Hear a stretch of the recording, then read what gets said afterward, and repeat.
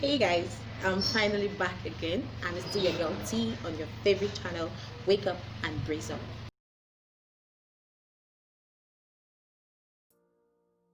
So, if you missed the last episode, we delved into the subject of giving excuses, why you shouldn't give excuses, and actions to take to stop giving excuses.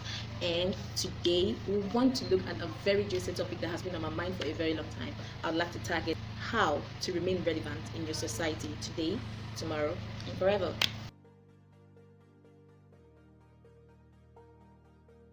Okay, so I've been thinking about this for a while now. And things are happening so fast. A lot of things are moving way too fast. And in the pace of 2 or 3 months right now, a lot of people have been let go at their workplace simply because the organizations can no longer afford to the remuneration of so many of their workers. So a lot of organizations are cutting down on their resources, and so they have let go of some workers and they have retained some. Now, I kept asking, what was the yardstick used in measuring those that were supposed to, those that they let go and those that they retained? Does it mean that those ones that they fired are not as relevant, or they do not possess as much skills or resources that the companies are looking out for? That's what we want to look at today. And you see, with the way technology keeps advancing these days, I fear a lot that someday human power will no longer be needed. Human labor will no longer be needed at organizations and companies and so many industries. This human labor will now be substituted for artificial intelligence, and the companies will now embrace androids and robots to do the same job that human beings are meant to do. So at that time, what happens? Have you ever thought of that in few years to come, everything is just going to look so different? Because the only constant thing in life is change right now, and we really do not know, we can't foresee where our nation is going to be in the next 5 years. A lot of time people ask these questions: where do you want to be in the next 5 years, or where do you see yourself in the next 10 years? You really cannot tell what is going to happen. The answer is you don't know, because things keep evolving every day. So you only know for certain the things that cannot change. For example, even in the next 10 years, people will still get married, people will still have children, people will still, there'll still be life will still go on. But when it comes to advancement in technology, we really can't say, because we don't know what is going to happen tomorrow. So if androids are being used to replace human beings, what becomes of you? What happens to us? Where would we fit in? How relevant would you still be? Would you still be sourced for? What is that thing that you have in you that would make you relevant, that would make you a hot cake, and so many people will still be looking for you at that time that androids and robots will take over the industry? What will make you relevant as a human being? Something Rick Warren said one time in one of his TEDx speech, and I'm going to quote. He said, when the speed of change outside you or around you is faster than the speed of change within you, you're bound to be irrelevant very, very soon. So what does that mean? Now, the tendency to get irrelevant is faster than it was 10 years ago. And this has forced me to think of how one can actually maintain relevance in this kind of fast-growing world. Now, I just want to cite a very simple example. Now, at January this year, the beginning of January this year, nobody, no human being, not even the foreseers or whatever they call themselves, or soothsayers, could predict that something as deadly as coronavirus is going to come and it's going to shut down the whole world, and it's going to put everything on hold for months. Now, people were not prepared for this. A lot of people had planned so many things that they were going to do for this year, but we never anticipated this coronavirus that actually made everything to stay at a spot. Now, but look at the same time, while people are crying and saying that things are not happening, at the same time, people are looking around saying that, wondering that, okay, they've stopped us from going to work, some people's salaries have been slashed, some have been let go, money is no longer coming, this and that. There are a lot of people that are making it big right now in this present predicament. So many people. Now take for example Zoom technologies. Right now they have the rate at which they have skyrocketed is actually beyond my imagination, because now this video site has actually been there for a very long time, but we probably didn't hear of it, we didn't know of it, we had no use for it, and now this has happened, and see, Zoom has become way relevant than we even thought it was going to be. Every organization, practically all organizations uses it. I'm very sure that most schools are actually using Zoom right now because of the resources that it has that enable students to learn from it, and so many other things. They are making it big from this present predicament. So back to my question for today: how do you make yourself relevant even in this fast changing world? There are 4 major ways that I'm going to show you today, and how you can make yourself relevant, how you can still be useful, so that people or your organization do not just drop you like hot akara. The first step to staying relevant in this society right now is to keep experimenting. When I say keep experimenting, what do I mean? I simply mean you need to learn to try something new at all times. And when you want to try something new, there's something that a lot of people are always scared of. That's failure.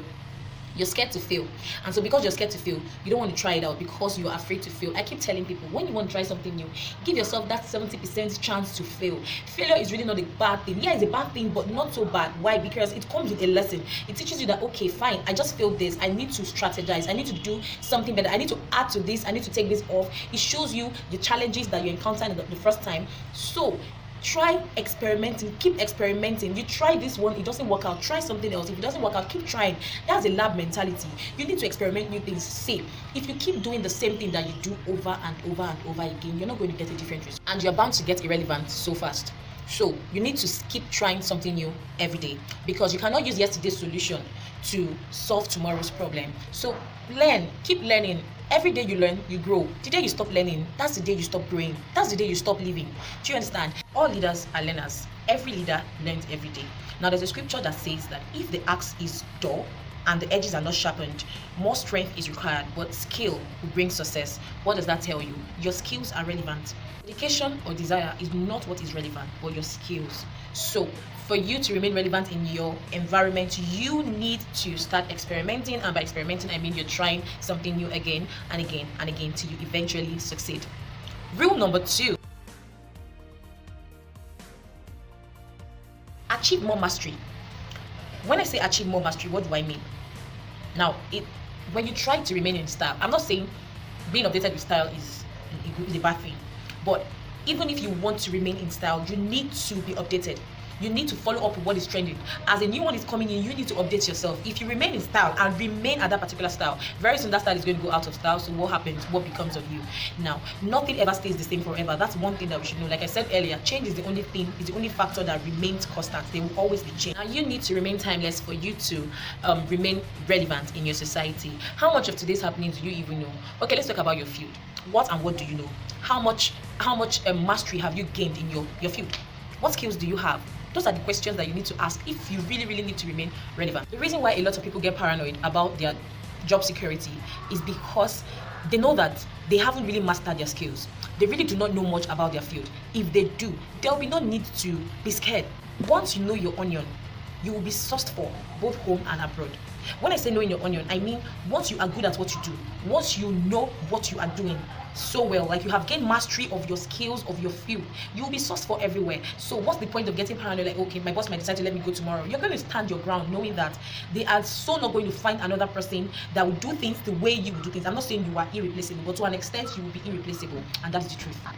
This is the same conversation I had with my friend a few days ago, and we're looking at the way some employers maltreat their employees. Sort of, she came to me telling me about some issues she had with her boss and how she just had to drop her resignation letter, and she left. And in less than 2 days, she was already getting interviews and calls from different other organizations. What am I trying to say? Do not let your employers make a mess out of you simply because they feel that they are tolerating you. They are not appreciating you.